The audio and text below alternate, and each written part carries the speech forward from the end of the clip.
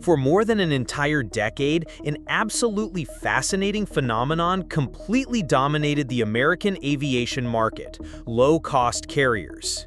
Companies that charged significantly less were precisely those that profited the most.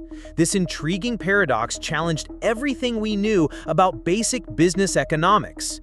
While experienced executives systematically racked their brains trying to understand this seemingly impossible magic, low-cost airlines were literally filling their pockets with money.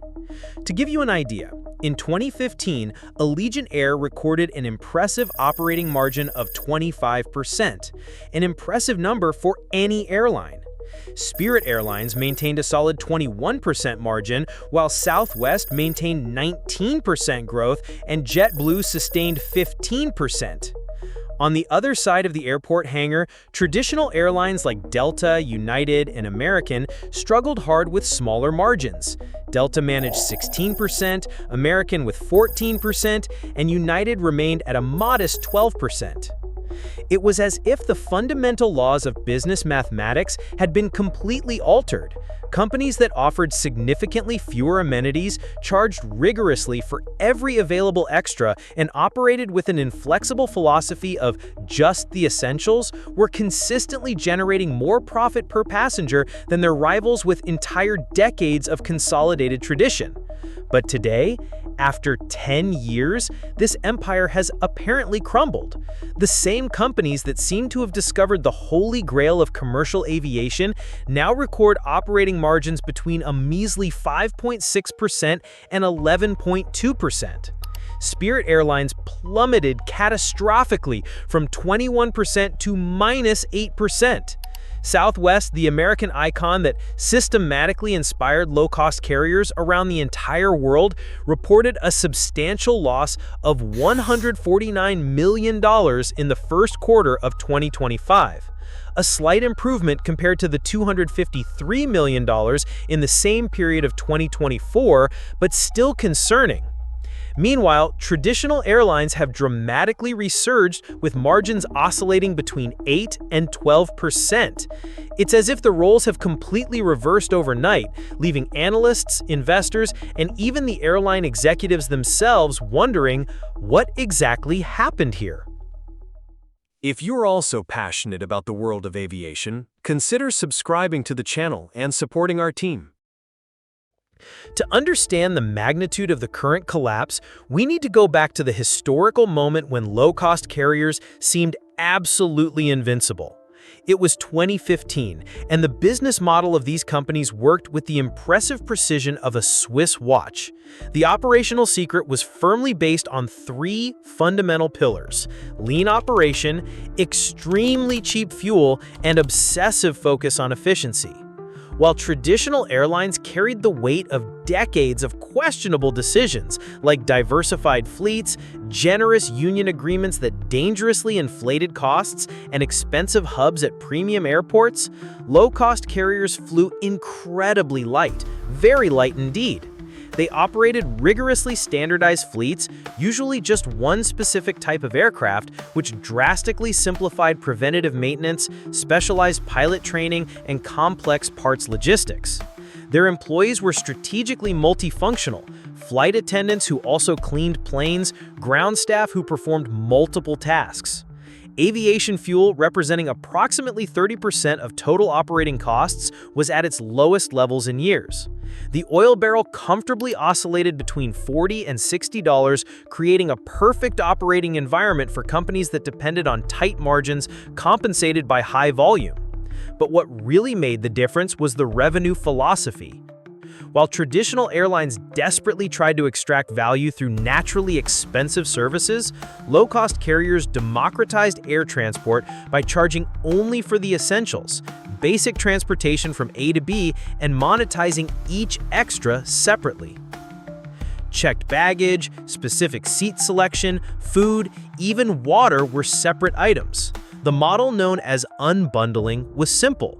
You pay for the seat, and anything else you want, you pay extra. This extra was exactly what kept margins positive. But then, in 2019, everything changed. The pandemic completely changed the entire board of global aviation. In 2022 and 2023, when airlines began operating normally, the world was completely different. Total demand for flights in the United States not only recovered, it exploded. The summer of 2023 broke all historical air traffic records. This should have been absolutely fantastic news for all airlines. More passengers mean more revenue, right? Wrong. The nature of domestic and international travel changed drastically, and this change, unnoticed, created bottlenecks in the sector. Leisure travel was stronger than ever. Americans, confined for years of restrictions, launched into a true explosion of tourism. Las Vegas, always a thermometer of American appetite for fun, received 412,000 flights in 2023, a robust 10% increase over pre-pandemic levels. Theme parks, Caribbean beaches, mountain destinations, everything experienced unprecedented demand. But one niche almost disappeared. Corporate travel simply vanished. JFK Airport, the main gateway for international executives in New York, still operates below 2019 volumes. The same pattern repeats at business airports across the country. Video conferences, hybrid work, and more restrictive corporate budgets created a new reality. This demand shift was devastating for the traditional sector logic. Historically, traditional airlines survived on executives, passengers who paid premium prices, flew Monday morning and Thursday evening, and generated high margins. With the partial disappearance of corporate travel, traditional airlines did something unthinkable. They aggressively pivoted to the leisure market. They redirected their fleets, adjusted their routes, and for the first time in decades began competing directly in low-cost territory. Spirit Airlines offers the most revealing case study of this transformation. In 2015, Spirit maintained a load factor of 85.2%. In simple terms, this means 85.2% of seats on their flights were occupied, an excellent number demonstrating high demand for their services. Their revenue per available seat mile, or RASM, remember this acronym, was $10.27, a fundamental metric showing how much money the company can extract from each seat flown per mile. Fast forwarding to 2023, the load factor had fallen to 81.3%, a drop of only 3.4 percentage points, small but not insignificant. RASM was at $9.63 after touching a peak of $10.44 in 2022. Superficially, these drops don't seem catastrophic. A revenue reduction of less than 5% shouldn't be able to transform a money-generating machine into a source of losses. But here lies the real culprit, hidden in numbers that executives prefer not to highlight in investor presentations: cost per available seat mile, or CASM. This metric, which measures how much it costs the company to operate each seat per mile, had exploded. Spirit's CASM jumped from approximately $8, kept surprisingly stable between 2015 and 2021, to $11.67 in 2022. A brutal 45% increase that completely destroyed the DNA of the business model. To put this in perspective, if in 2015 Spirit spent $8 to generate $10.27 in revenue per seat mile, in 2022 it spent $11.67 to generate $10.44 in revenue. It was literally losing money on each passenger transported. The low-cost model was no longer so low cost. The increase in operating costs initially pointed to an obvious culprit: fuel. The geopolitical conflict in 2022 reignited oil price volatility. However, when analyzing costs excluding fuel, analysts discovered a deeper problem. Spirit kept its costs stable without fuel impact, a sign of efficient operation. Other airlines showed concerning increases. Frontier had an increase of 17%, Allegiant 32%, and Southwest, the low-cost icon, suffered a jump of 39%. It became clear the problem was structural, not just external. Low-cost carriers were losing competitiveness. Fuel impact has an important geographical issue that many analysts didn't give due value. Fuel weighs much more on long flights, and the United States has very large internal distances. In Europe, a low-cost carrier flies from London to Barcelona in about 2 hours and 15 minutes, while in the US, 5 to 6 hour domestic flights are common. When fuel prices rise, this difference has a huge impact. A flight from New York to Los Angeles consumes much more fuel than 3 short European flights with the same total time. This reduces the efficiency advantages that used to sustain the American low-cost model. In commercial aviation, one principle is clear: grounded aircraft means losses. Low-cost carriers always knew this and took the logic to the extreme, keeping their fleets in the air for more than 12 hours per day with almost relentless efficiency. Spirit Airlines, in its glory years, achieved this operational feat with military precision. Every minute on the ground was measured, every delay was expensive, every inefficiency was ruthlessly eliminated.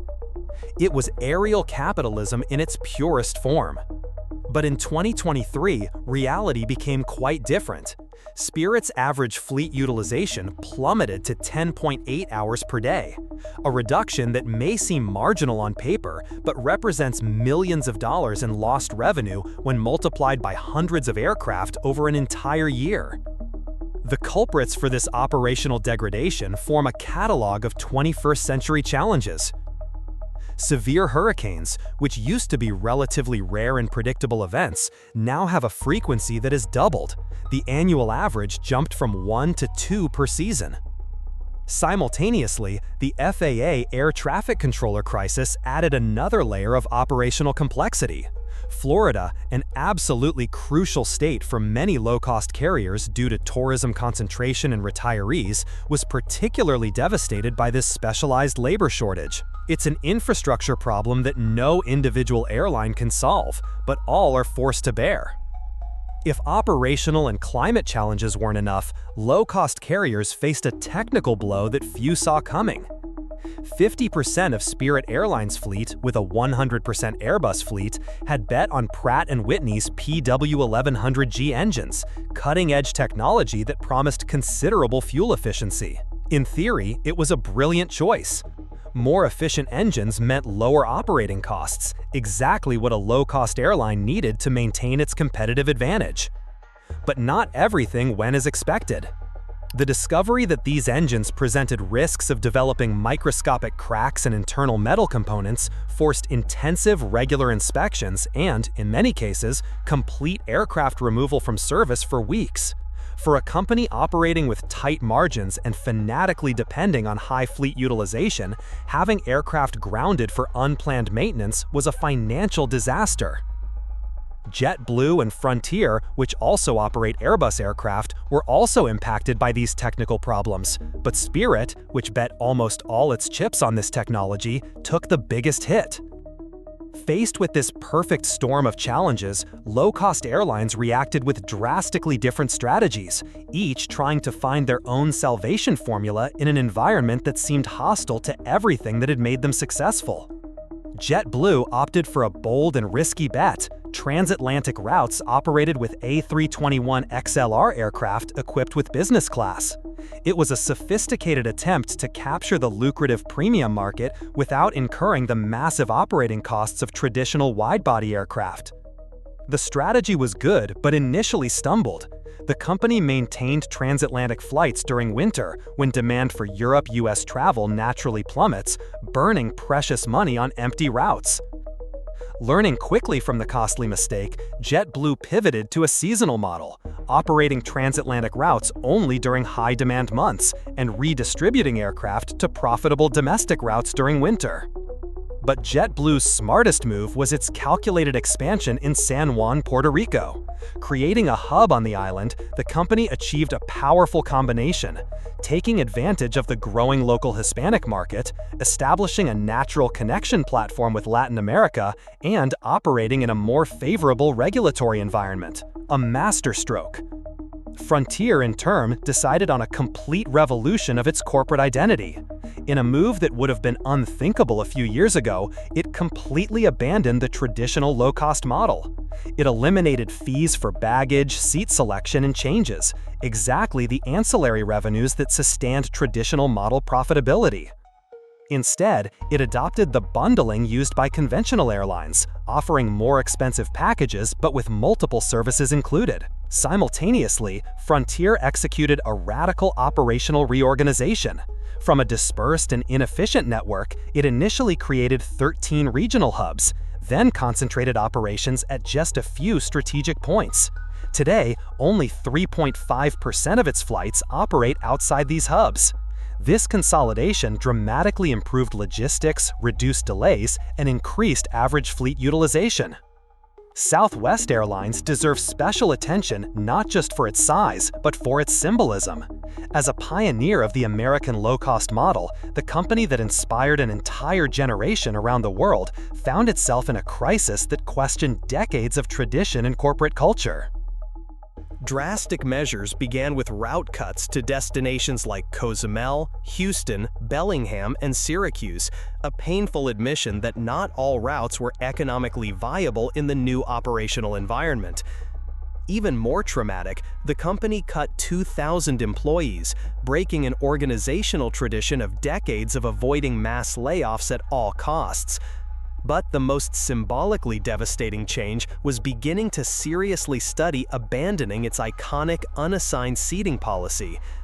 For decades, Southwest had differentiated itself from all other airlines by allowing passengers to choose their seats on a first-come, first-served basis, creating a different experience that became an inseparable part of its identity. Elliott Investment Management's entry as an investor dramatically intensified this pressure. With $1.9 billion invested, representing 11% of the company, Elliott initiated a systematic campaign for profound changes in leadership and corporate strategy. When Southwest predicted a potential drop of up to 4.5% in RASM, pressure for radical transformations became inevitable. The question that arises is clear and concerning. Does the low-cost model still work in the 21st century United States? In Europe, the model remains efficient. High urban density allows short and frequent flights, where fuel represents a controllable part of costs. For example, Paris to Rome, 2 hours, Spain to Italy, 2 hours.